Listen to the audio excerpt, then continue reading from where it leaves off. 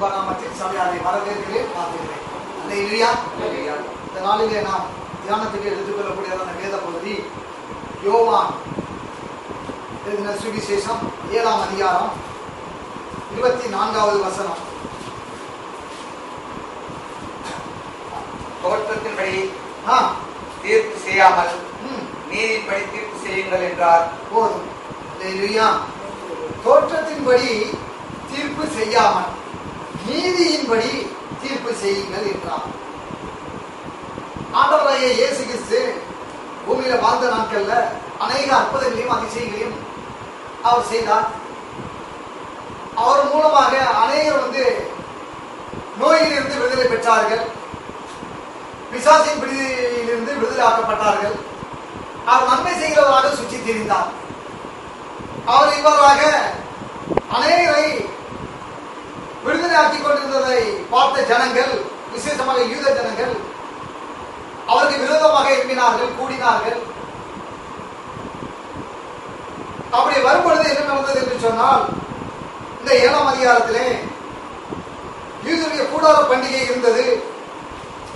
எல்லாரும் அங்கே கடந்து சென்றார்கள். எங்க? யூதேயாவுக்கு. அப்படி போகும் பொழுது இயேசுவை அழைத்தார்கள். நான் வரவில்லை, நீங்க போயிட்டு வாங்க சொல்லி விடுகிறார். கிட்டத்தட்ட இயேசுவை பார்த்து சொன்னவர்கள் எல்லாரும் என்ன சொன்னாங்கன்னா, இவர் இப்படிப்பட்டதான அற்புதங்களை செய்கிறாரே, இப்படிப்பட்டதான அதிசயங்களை செய்து கொண்டு வருகிறாரே சொல்லும்போது இயேசுவை அநேகர் சொன்னார்கள். என்ன சொன்னார்கள் என்று சொன்னால், ஜனங்களுக்குள்ளே அவரை குறித்து முறுமுறுப்பு உண்டாயிற்று. சிலர் சொன்னார்கள் அவர் நல்லவர் என்றார்கள். சிலர் சொன்னார்கள், வேறு சிலர் அப்படி அல்ல, அவர் ஜனங்களை வஞ்சிக்கிறவன் என்று சொல்லிக் கொண்டார்கள். ஆண்டவராகிய இயேசு கிறிஸ்துவை குறித்து நல்லவர் என்று சொல்லக்கூடிய ஒரு கூட்டத்தார் இருந்தார்கள், வஞ்சிக்கிறவன் என்று சொல்லக்கூடிய ஒரு கூட்டத்தார் இருந்தார்கள். சில பேர் பார்க்கிறார்கள், என்ன சொன்னார்கள் என்று சொன்னால், அவரை பார்த்து இல்ல இல்ல இவர் என்ன பண்ணுகிறாரு, இவர்கிட்ட இவரை பார்த்து சொல்லுகிறார்கள் என்னவென்று சொன்னால், பிசாசுகளின் தலைவர் என்று கூட சில பேர் சொன்னார்கள். ஆக இப்படியெல்லாம் சொல்லிக் கொண்டிருந்தார்கள் ஒவ்வொருவரும். அந்த யோவான் 7:20 சொல்கிறது, ஜனங்கள் அவருக்கு பிரதித்திரமாக நீ பிசாசம் பிடித்தவன் என கவனிக்கிறீங்களா? அவன் இயேசுவை நல்லவர்கள் என்று சொன்னார்கள், வஞ்சிக்கிறவன் என்று சொன்னார்கள், பிசாசு பிடித்தவன் என்று சொன்னார்கள். இப்படியாக பல பேர் பலவிதமாக சொல்லிக் கொண்டிருந்தார்கள். அவரால் அநேக நன்மைகளை செய்து கொண்டிருக்கிறார். ஏன் அவருடைய உடன்பிறந்த சகோதரர்கள் கூட சொல்கிறார்கள். அதுல என்ன நடக்குது சொன்னா, 5வது வசனம் சொல்கிறது, அவருடைய சகோதரரும் அவரை விசுவாசியாதபடியால் இப்படி சொன்னார்கள். அவன் நல்லா கவனிக்கிறான். இயேசுவை குறித்து பலவிதமான விமர்சனங்கள் வந்து கொண்டிருந்தது.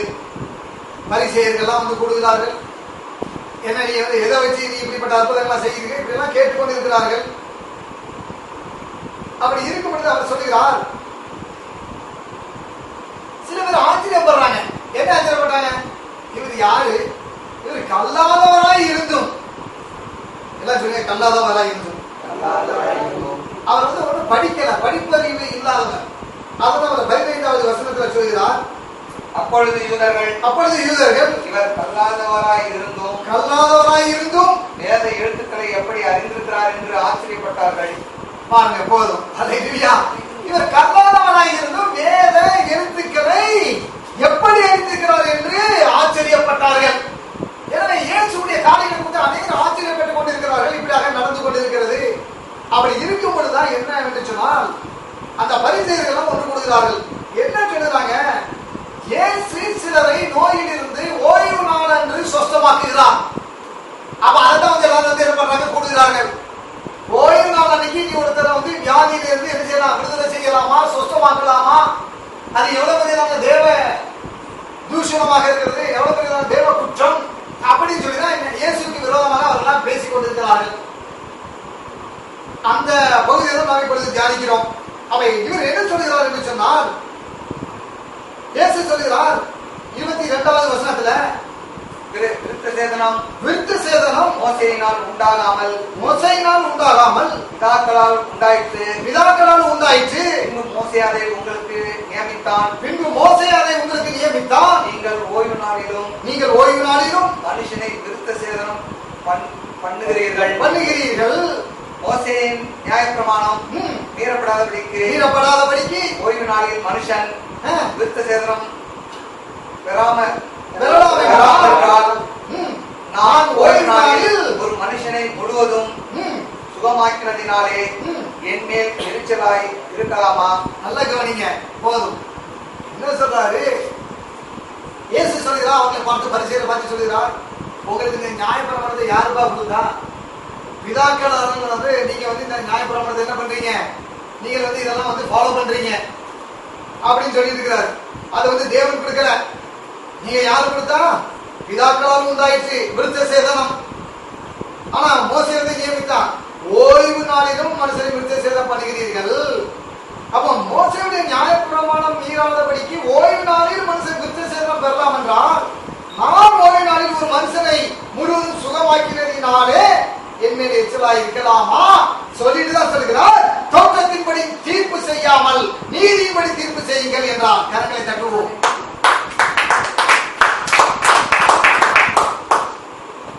எல்லாம் கவனிக்கிறீங்களா? தோற்றத்தின்படி தீர்ப்பு செய்யாமல், எல்லாம் சொல்லுங்க. தோற்றத்தின்படி தீர்ப்பு செய்யாமல் நீதியின்படி தீர்ப்பு செய்யுங்கள்.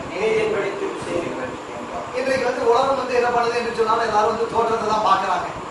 வெளியே ஒரு மனுஷனா பார்த்தோன்னு என்ன பாக்குறாங்க?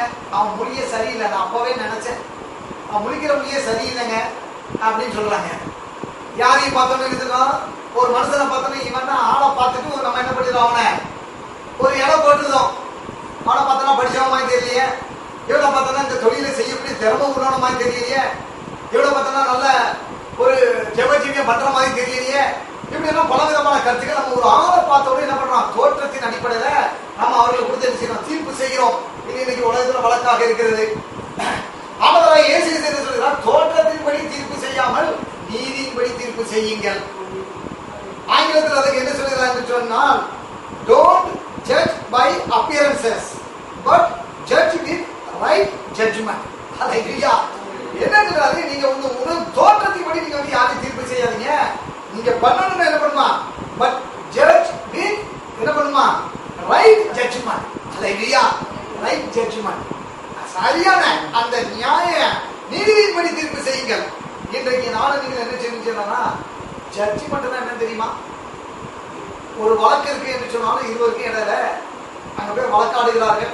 கடைசியில நீதிபதி என்ன பண்றாரு? அந்த வழக்கினுடைய தன்மை எல்லாவற்றையும் அவர் என்ன பண்ணுறார்? நிதானித்து அந்த எல்லாவற்றையும் ஹியரிங்ல எல்லாம் கேட்டு அவர் வந்து என்ன செய்கிறார்? உடனே யார் குற்றவாளின்னு அங்கே கொடுக்கப்பட்டதான அந்த காரியங்களை எல்லாவற்றையும் அவர் நல்ல நிதானித்து என்ன பண்ண தீர்ப்பு எழுதுகிறார், ஜட்ஜ்மெண்ட் கொடுக்கிறார். நான் இப்பொழுது தீர்ப்பு செய்கிறேன், இவன் வந்து குற்றவாளி, இவனுக்கு இந்த தண்டனை கொடுக்கணும், இவன் நிரபராதி, இவனை விடுதலை அப்படின்னு சொல்லி அவர் என்ன செய்கிறார்? தீர்ப்பு செய்கிறார். ஜட்ஜ்மெண்ட் வந்துச்சுன்னா, ஜட்ஜ்மெண்ட் கொடுத்தாச்சுன்னா அதுதான். இன்னைக்கு இயேசு என்ன சொல்கிறார்? தோற்றத்தை பார்த்து நீ என்ன செஞ்சிடாத, தீர்ப்பு செய்யாத. ஒருத்தனை பார்த்தவங்க தோற்றத்தை பார்த்து சொல்லாத, நீதிபடி தீர்ப்பு செய்யுங்கள். ஜட்ஜ்மெண்ட் இருக்கு. அந்த ஜட்ஜ்மெண்ட் என்ன சொல்லுது? நல்லவன் சொல்லி சொன்னா நல்லவன் சொல்லி ஜட்ஜ்மெண்ட்டை பார்த்து சொல்லு. ஜட்ஜ்மெண்ட் என்ன சொல்லுது பாரு, அதுபடிதான் நீ சொல்லணும், மற்றபடி சொல்ல முடியாது. அதான் அவர் சொல்றாரு. இன்னைக்கு எல்லாரும் என்ன பண்றாங்க? இப்ப நல்லா கவனிக்கணும். தோற்றத்தின்படி, தோற்றம் எங்க ஆரம்பிக்க தெரியுமா? இன்னைக்கு வேதாகமத்துல வந்து அநேக காரியங்களை இன்னைக்கு பார்க்க போறோம். தோற்றத்தின்படி தீர்ப்பு செய்கிறத இன்னைக்கு நானும் நீங்களும் செய்யக்கூடாதுங்கிறத ஆவியானவர் இன்றைக்கு நமக்கு கற்றுக் கொடுக்கிறார். தோற்றத்தின்படி தீர்ப்பு செய்யாதீங்க. பக்கத்துல சொன்ன தோற்றத்தின்படி தீர்ப்பு செய்யாதீங்க, நீதிபடி தீர்ப்பு செய்யுங்க. அதான் இயேசு சொன்னார். நான் சொல்கிறேன், தோற்றத்தின்படி செஞ்சது எங்க தெரியுமா? முதல்ல தோற்றத்தின்படி தோட்டத்தில் ஆரம்பிச்சு, ஏதேன் தோட்டத்தில் ஆரம்பிச்சது. பழத்தை புசிக்காதன்னு சொன்னோடனே அந்த தோற்றத்தை பார்த்தாங்க. அது எப்படி இருந்தது? அது பார்வைக்கு இன்பமும் புசிப்புக்கு நல்லது இல்லையா? இந்த பார்வைக்கு அப்படியே பார்க்கறதுக்கு நல்லா இருக்கு, புசிச்சாலும் நல்லா அது ஒரு இன்பத்தை தரும் அப்படிங்கிற மாதிரி எல்லாம் இருக்கு. பெரிய கவனிக்கிறீங்களா? அவ வந்து தோற்றத்தின்படி பாக்குறாங்க. ஆனா நீதியின்படி தான் தீர்ப்பு செய்யணும். விசாரணை வந்து வஞ்சிக்கிறான், இதை வந்து நீ வந்து என்ன செய்ய புசிக்காதன்னு சொல்லலாம். ஆனா இவங்க என்ன பண்ணிட்டாங்க? தீர்ப்பு என்ன தேவனை கட்ட சொல்லி இருக்கிறார், நீ எல்லாவற்றையும் புசிக்கலாம், ஆனால் நடுவே இருக்கக்கூடிய இந்த நன்மை தீமை அறியத்தக்கதான இந்த கனியை நீங்கள் புசிக்கலாகாது.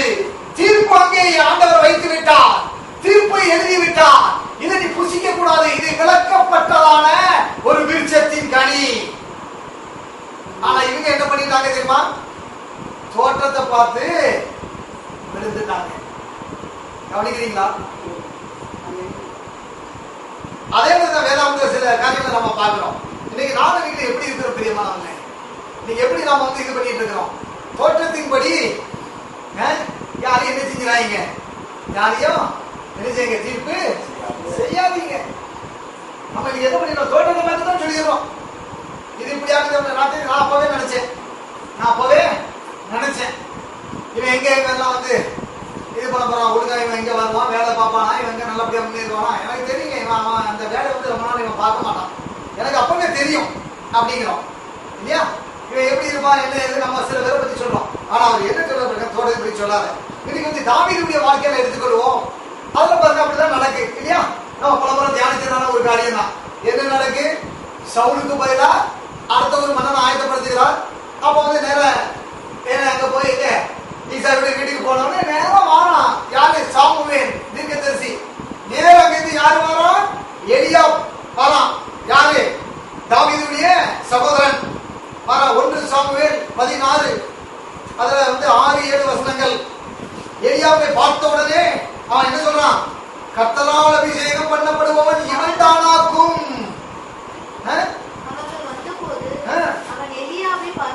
எலியாவை பார்த்த உடனே கர்த்தரால் அபிஷேகம் பண்ணப்படுவான்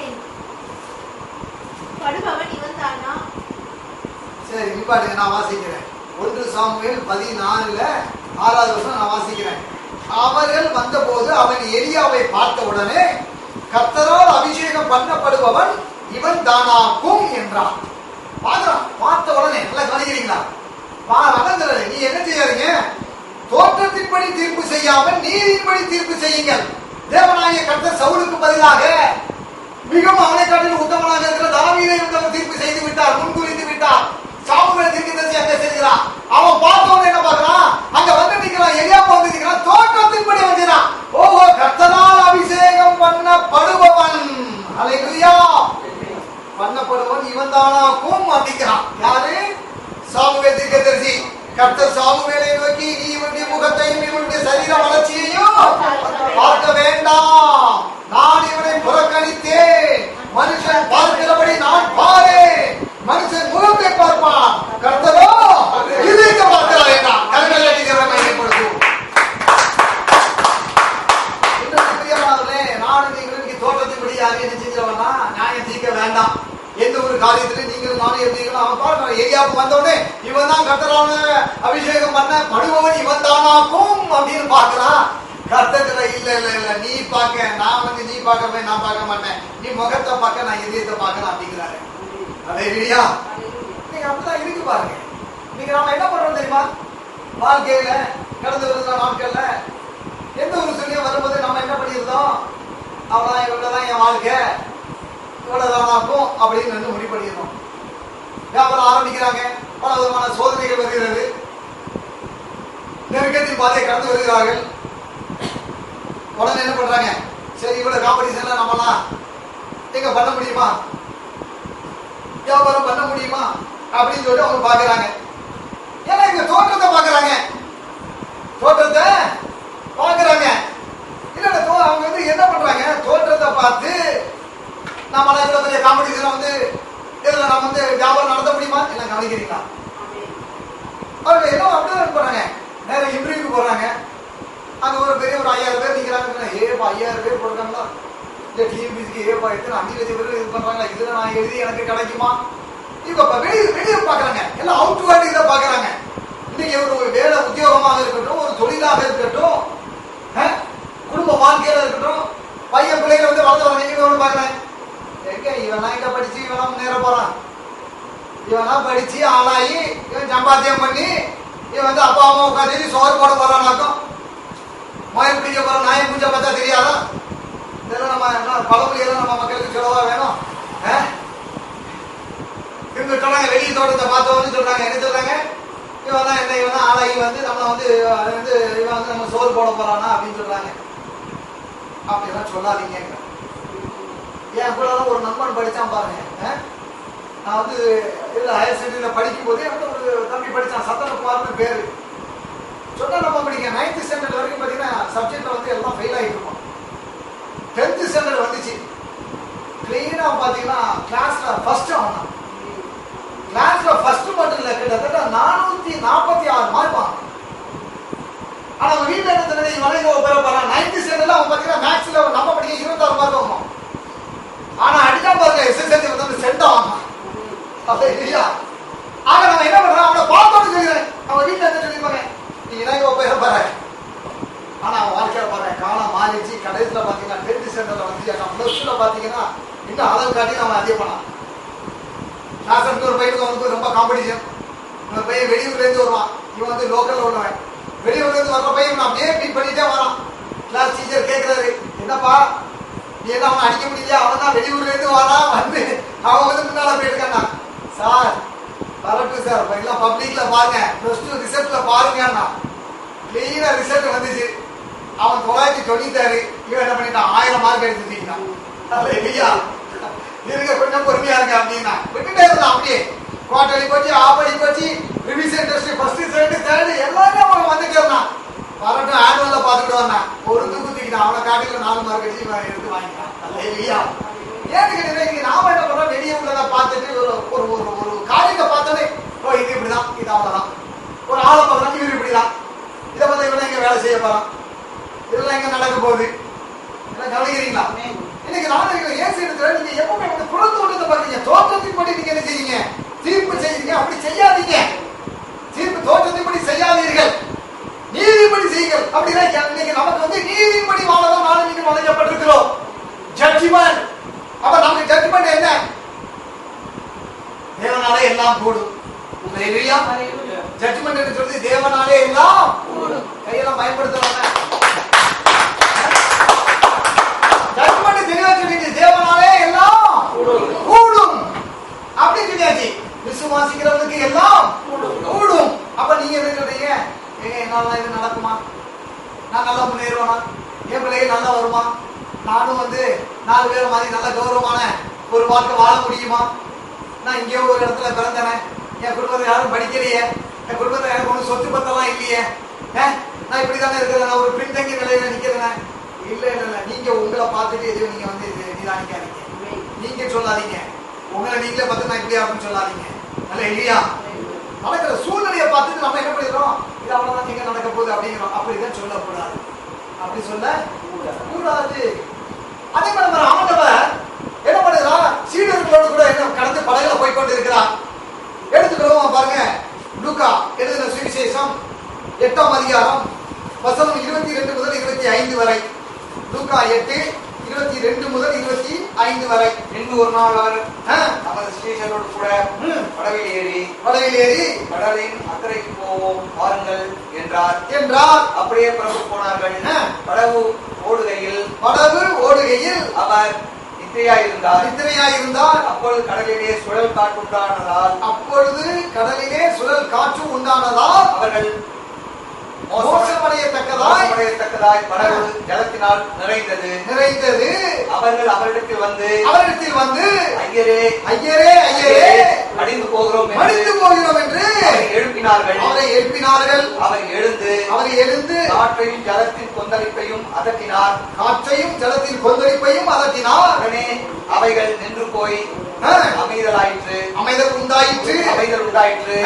அவர் அவர்களை நோக்கி விசுவாசம் எங்கே என்றார். போதும், அதோட போதும். அல்லேலூயா. அவன் நல்ல கவனிக்கிறீங்க. அவர் சொல்லுகிறார், கிளம்பும்போது இருக்கிறார், சீசரோடு கூட படவில் ஏறி கடலின் அக்கறைக்கு போவோம் வாருங்கள் என்றார். கவனிக்கிறீங்களா? மோசே கவனிக்கிறீங்களா? கடலின் அக்கறைக்கு போவோம் வாருங்கள் என்றார். புறப்பட்டு போயிட்டே இருக்கிறாங்க. அவர் பின்னால் அப்படியே நித்திரையா இருக்கிறார். இருக்கும்போது என்ன நடக்கு, அப்பொழுது கடலிலே சுழல் காற்று உண்டானதினால் அவர்கள் மோசமடையத்தக்கதாய் படகு ஜலத்தினால் நிறைந்தது. எல்லாம் சொல்லுங்க, படகு ஜலத்தினால் நிறைந்தது. இப்ப நல்லா கவனிங்க, படகு ஜலத்தினால் நிறைஞ்சிச்சு. இப்ப இவங்க பாக்குறாங்க, அந்த படகுல போய்கொண்டு இருக்கிறார்கள். இயேசு பின்னாலே நித்திரையா இருக்கிறார். படகு ஜலத்தினால் நிறைந்தது. இப்ப இவங்க என்ன சொல்றாங்க? அடுத்த வருஷம் அவர்கள் இயேசு சொல்கிறார்கள், ஐயரே ஐயரே மடித்து போகிறோம் என்று அவரை எழுப்பினார்கள். எல்லாம் கவனிக்கிறீங்களா? அவர் என்ன சொல்ற பாருங்க, படகு நிரம்பிட்டு ஜலத்தினால் நிறைந்தது. ஏன்னு கேட்டீங்கன்னா, படம் தண்ணியில மிதக்கணும், படகுல தண்ணி படகுக்குள்ள வந்தாச்சு, ஜலத்தினால் நிறைந்தது. அப்ப கிட்டத்தட்ட எப்படி ஜலத்தினால் நிறைந்ததுன்னா படகு இன்னும் தண்ணி. இப்ப என்ன ஆகணும்? படகு அது மூழ்கதான் போகுது. இத சீடர்கள் பாக்குறாங்க. பார்த்த உடனே அவங்க போய் சொன்னாங்க, என்ன சொன்னாங்க? ஐயரே ஐயரே நாங்கள் மடிந்து போகிறோம். நாங்க இயேசு வந்ததுக்கு சொன்ன வார்த்தை என்ன தெரியுமா? உங்கள் விசுவாசம் எங்கே என்றார். என்ன கவனிக்கிறீங்களா? நல்லா கவனிங்க. இன்றைக்கு செய்தி என்ன? தோற்றத்தின்படி தீர்ப்பு செய்யாமல் படகுல பாக்குறீங்க, தோற்றத்துல கண்ணால பாக்குறீங்க, படகுக்குள்ள ஜலத்தினால் நிறைந்தது. இப்ப தீர்ப்பு இவங்க செய்யறாங்க. என்னன்னு? ஐயரே ஐயரே நாங்கள் மடிந்து போகிறோம். கவனிக்கிறீங்களா? அவர் என்ன சொல்றாரு? மடிந்து போகிறோம் சொல்றாரு. அவர் உன் விசுவாசம் எங்கன்னு கேட்கிறாரு. உன் விசுவாசம் என்ன? உன் படகுல நான் இருக்கேன், நான் இருக்கும் போது நான் உன் கூட இருந்தா உன் படகு மூழ்காது. கரங்களை தட்டுவோம். தீர்ப்பு என்ன? நான் உன்னை விட்டு விலகுவது இல்லை, உன்னை கைவிடுவது இல்லை. அல்லேலூயா. அவர் சொல்றாரு, நான் உன் கூட இருக்கிறேன். உன் வாழ்க்கை படகுல தண்ணீர் வரலாம், ஜலம் வரலாம், பிரச்சனை வரலாம், பாடுகள் வரலாம், யாவனுக்கு சஞ்சல்கள் வரலாம், கண்ணீரின் பள்ளத்தாக்கை கடந்து போக நேரிடலாம். ஆனால் உங்கள் படகு என்ன செய்யாது? மூழ்காது. அல்லேலூயா. அதைத்தான் சொல்றாரு. இவன் நம்ம என்ன பண்ணிடுறோம்? வாழ்க்கையில பிரச்சனை வந்தோன்னு என்ன பண்ணிடுறோம் தெரியுமா? ஐயா பிரச்சனை மேல பிரச்சனையா, உலகத்துக்கு போச்சு, கடன் பிரச்சனை ஆகி போச்சு, வியாதி ரொம்ப இதாகி போச்சு, முத்தி போச்சு, இனி அவ்வளவுதான், எல்லாம் முடிஞ்சது. இவங்களே எல்லாம் சொல்லிடுறாங்க, அவ்வளவுதான் நான் முடிய போறேன்னு சொல்லி இவங்களே என்ன பண்ணிடுறாங்க? இவங்க. ஆனா அவர் என்ன சொல்றாரு? உன் தலை முடியெல்லாம் எண்ணப்பட்டிருக்கிறது. அல்லேலூயா. அந்த அடைக்கலான் குறியில ஒன்றாயும் என்னுடைய சித்தம் இல்லாமல் தரையில் விழுந்து போவது இல்லை. அவைகளை காட்டிலும் நீங்கள் விசேஷித்தவர்கள் அல்லவா? அல்லேலூயா. நீ விசேஷித்தமானவர், விசேஷித்தமானவர். அது நாமும் கூட இருக்கிறனே. வாழ்க்கை படகுல கர்த்தர் இருக்கிறார். எல்லாம் கை வச்சிருக்கேன். என்னுடைய வாழ்க்கை படகிலே கர்த்தர் இருக்கிறார். ஜலத்தினால் நிறையலாம். ஆனாலும் என்னுடைய படகு மூழ்குவது இல்லை. ஏனென்றால் இயேசு என்னோடு கூட இருக்கிறார். கரங்களை தட்டுவோம். புற தோற்றத்தின்படி தீர்ப்பு செய்யாமல் நீதியின்படி தீர்ப்பு செய்யுங்கள். அல்லேலூயா.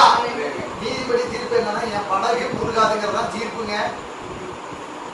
உங்க படகு மூழ்காது. பக்கத்துல சொல்லுங்க, உங்க படகு மூழ்காது.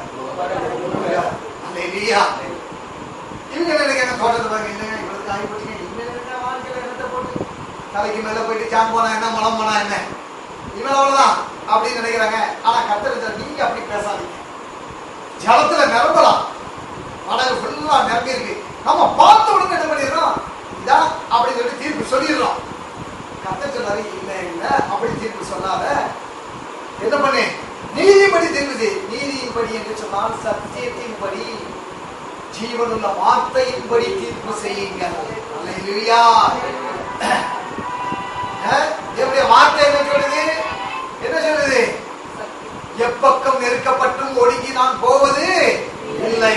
எல்லாம் சொல்லுங்க, எப்பக்கம் நெருக்கப்பட்டும் ஒடுங்கி நான் போவதில்லை.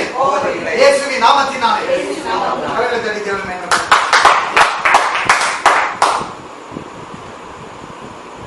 தோற்றத்தின்படி தீர்ப்பு செய்யாது, நீதிபடி தீர்ப்பு செய்யாது. அவன் எலியாவை பார்த்தவங்க சொல்றது யாருன்னு சொல்றான்? சாமின்னு சொல்றான். இல்ல இல்ல இது கிடையாது, இன்னொருத்த அடுத்து வாரான் சொல்லி கடைசியில யாரு? தாவீது வந்தா அவனை அபிஷேகம் செய்கிறான். தோட்டத்தை பார்க்கல. அதை சொல்றாரு, நீ தோட்டத்தை பார்க்கல, நீதிபடி பண்ணு. இங்க படகுல போகும்போது சீடர்கள் சொல்றாங்க, தோட்டத்தை பாருங்க ஐயா, என்ன தண்ணி நம்பிட்டு அவ்வளவுதான் முடிஞ்சுது. ஆனா அதுல கிடையாது. நீங்க அநேக வாழ்க்கையில் அப்படின்னு சொல்றாங்க. என்ன பண்றாங்க தெரியுமா? உறவுக்காரர்கள், நண்பர்கள் வராங்க, எப்பா இந்த நினைக்கிற உனக்கு அவ்வளவுதான், இனிமேல் உனக்கு அவ்வளவுதான். இனிமேல் இது வந்து எனக்கு என்னமோ தெரியல, இதெல்லாம் நடக்கும்னு தெரியல எனக்கு அப்படின்னு சொல்லி சொல்றாங்க. ஆனா நீதியின்படி தீர்ப்பு செய்யுங்க. கர்த்தருடைய வார்த்தையின்படி. நீதிபடினா கர்த்தருடைய வார்த்தையின்படி. அடுத்து ஒரு காரியம், இதே மேல என்ன பண்ணாங்க தெரியுமா? தோற்றத்தின்படி சொன்னது யாரு? நம்ம முற்பிதாக்கள். யாரு? இஸ்ரவேல் ஜனங்கள். என்ன பண்ணாங்க?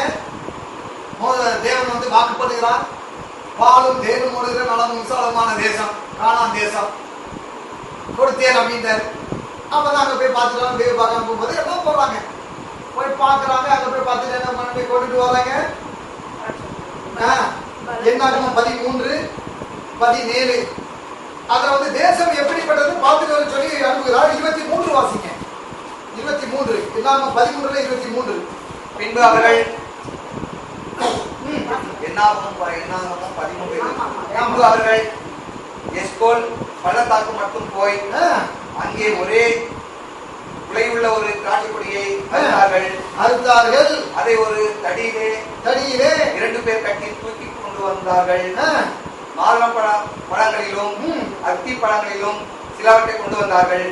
அடுத்தது 26 அவர்கள் பாரான் வனாந்தரத்தில் இருக்கிற காதேசுக்கு வந்து மோசே ஆரோன் என்பவரிடத்திலும் இஸ்ரவேல் புத்திரராகிய சபையார் எல்லாருக்கும் சேர்ந்து அவர்களுக்கும் சபையார் அனைவருக்கும் சமாச்சாரத்தை அறிவித்து தேசத்தின் கனிகளை அவர்களுக்கு காண்பித்தார்கள். போதும். அப்ப நல்லா கவனிங்க.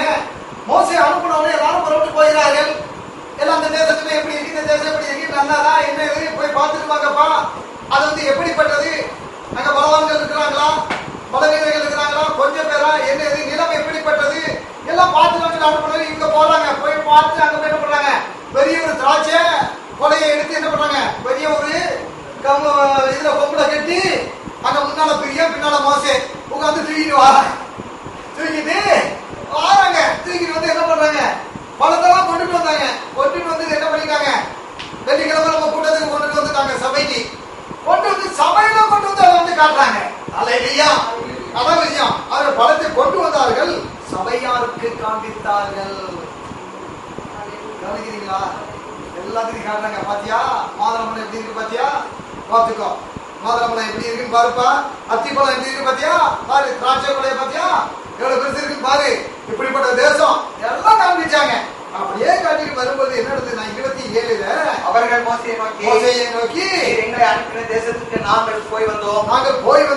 அது பாலும் தேனும் ஓடுகிற தேசம்தான். அது பாலும் தேனும் ஓடுகிற தேசம்தான்.